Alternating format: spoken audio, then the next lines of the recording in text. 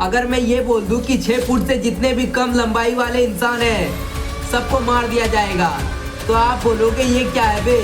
लेकिन यही कर रहा है सरकार अरावली के साथ। सुप्रीम कोर्ट की तरफ से जो फैसला आया है वह कोई कागज पे लिखा हुआ आदेश नहीं है, वो हमारा कल का आने वाला भविष्य का बर्बादी है।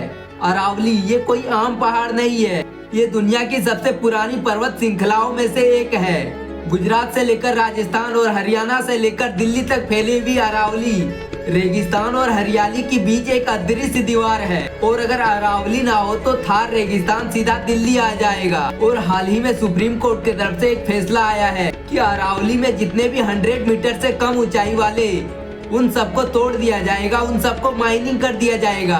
और कहा है कि अरावली क्षेत्र में अवैध खनन और अभिक्रमण हटाया जाए, क्योंकि सालों से ही इस पर अवैध mining real estate project in पहाड़ों को अंदर से खोखला कर रहे हैं और इसी का फायदा सरकार भी उठाना चाहते हैं। और सरकार ये चाहते थे कि जो दूसरे लोग पहाड़ों को हटा रहे थे और वो टैक्स भी नहीं दे रहे थे, इलीगल तरीके से वो पहाड़ को माइनिंग कर रहे थे, और वो सोचते हैं कि हम उनके जगह हम ही इन पहाड़ों का माइनिंग करेंगे और देश का विकास करेंगे। और शायद वो ये नहीं जानते हैं कि इस चीज को अगर हटा दिया जाए तो हमारे देश में कितना इफेक्ट पहुंच सकता है। लेकिन वह एक बात तो साफ साफ जानते हैं कि इस चीज को हटा दिया जाए तो हम लोगों को कोई फर्क पड़ने वाला नहीं है। फर्क पड़ेगा तो सिर्फ गरीबों को, जो ऐसे मशीन अफोर्ड नहीं कर पाते हैं। एयर फिल्टर मशीन जिससे हवा साफ हो जाता है, और ये अपने घर में तो 10-10, 12-12 एयर फिल्टर मशीन रखते हैं। लेकिन हम गरीब लोग कहाँ जाएंगे जो ऐसे मशीन अफोर्ड नहीं कर पाते हैं, और फिर वही जहरीली हवा में सांस लेना पड़ेगा।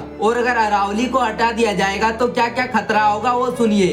अरावली दिल्ली के एनसीआर फेफड़े है, यहाँ की हरियाली दिल्ली की प्रदूषण को रोकती है। अरावली जमीन के नीचे की पानी को रिचार्ज करते हैं, और अगर अरावली को हटा दिया जाए तो इसके बिना जमीन का पानी और नीचे चला जाएगा। बोरवेल ज्यादा से ज्यादा खुलेंगे, पानी महंगा हो जाएगा, और अरावली रेगिस्तान को रोकता है। इसका खत्म होने का मतलब राजस्थान रेगिस्तान बन सकता है और दिल्ली में AQI 2000 तक पहुंच सकते हैं। लेकिन फिर भी कुछ लोग बोलेंगे यह तो विकास है।